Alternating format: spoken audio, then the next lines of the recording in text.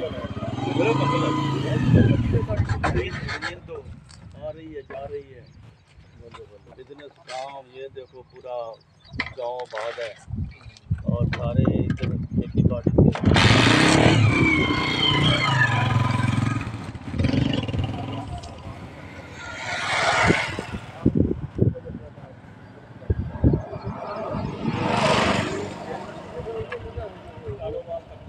अच्छा कल वाला वहाँ पे सुबोधा रोड से मिलते हैं। तो बच गया ये पहाड़ी बड़ी मुश्किल ना रखवाई आ ये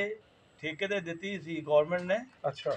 ते ये पहाड़ी तोड़ तोड़ के सड़कां बनातियां अच्छा फिर उन्होंने क्या नहीं स्टॉप कर दी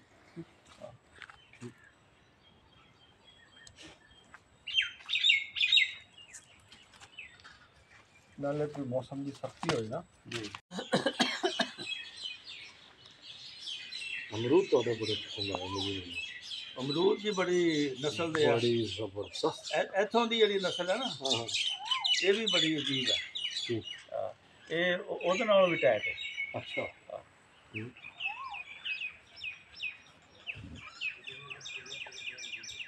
लोकाट मिठे ने हाँ जी खाना पसंद करूँगा मैं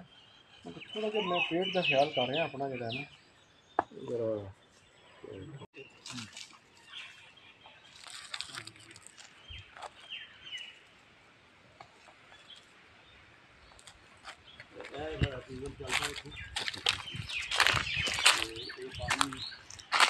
पूरी इन्होंने सप्लाई कर दिया पूरी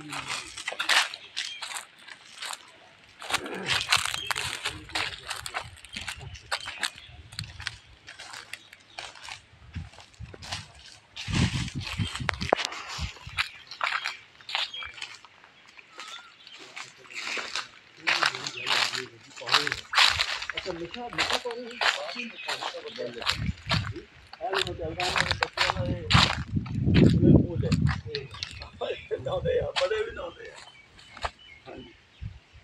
पानी का अपना मजा है क्या बात जी है जी सारा पानी ਜਦੋਂ ਬੱਚੇ ਜਰਮਨੀ ਚ ਆਉਂਦੇ ਆ ਨਾ ਗਰਮੀਆਂ ਨੂੰ ਇੱਥੋਂ ਨਹੀਂ ਨਿਕਲਦੇ ਉਹ ਕਹਿੰਦੇ ਡੇਰੇ ਤੇ ਜਾਣਾ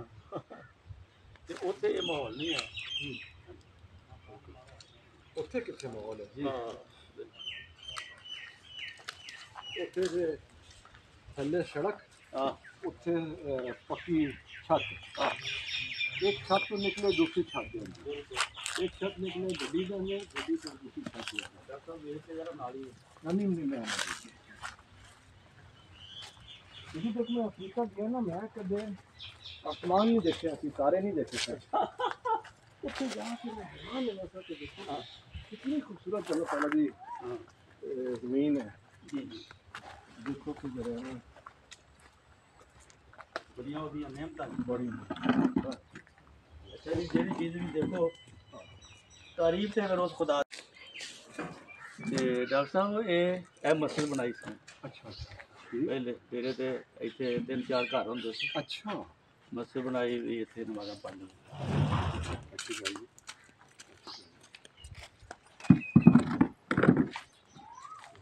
ਕਹਿੰਦਾ ਜੀ 4000 ਨੂੰ ਇੱਕ ਤਾਂ ਦੇਣਾ अगर सौदा से बैठे ਅਸੀਂ ਨਾ ਮੈਂ ਹੁਣ ਡਨ ਕਰ ਲਈ ਮੈਂ ਪਿੰਡ ਗਿਆ ਅੱਬਾ ਜੀ ਕੋਲੋਂ 10,000 ਰੁਪਇਆ ਫੜਿਆ ਅੱਬਾ ਜੀ ਵੀ ਨਾਲ ਆਏ ਸਕੂਲੇ ਉਤਰੇ ਉਹਨੂੰ ਮਾਸਟਰ ਨੂੰ ਮਿਲੇ ਵੀ ਤੇਰੀ ਜ਼ਮੀਨ ਦਾ ਫਲਾਣੇ ਨੇ ਸੌਦਾ ਕੀਤਾ ਇਸ ਤੋਂ ਪਹਿਲੇ ਉਹਨੂੰ ਪਤਾ ਲੱਗ ਗਿਆ ਸੀ ਇਹ ਜਿਹੜੀ ਪਾਰਟੀ ਆ ਨਾ ਇਹ ਰੱਬੇ ਰਹਿੰਦੀ ਹੈ ਉਹਨੇ ਉਹ ਜਦੋਂ ਉਹ ਮੁਨਸੀ ਨੂੰ ਗਿਆ ਨਾ ਉਹਨੇ ਕਿਹਾ ਕਿ ਮੈਂ ਮਰਜ਼ਈਆਂ ਨੂੰ ਜ਼ਮੀਨ ਕੋਈ ਨਹੀਂ ਦੇਣੀ ਫਿਰ ਆਜ ਰੋਡ ਦਿਆਂਗਾ ਸੌਦਾ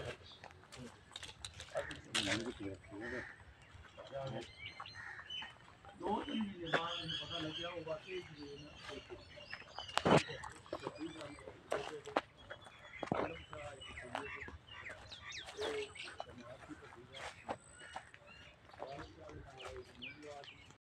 ਫਿਰ ਕਿਸਮਤ ਯਾਦ ਸੀ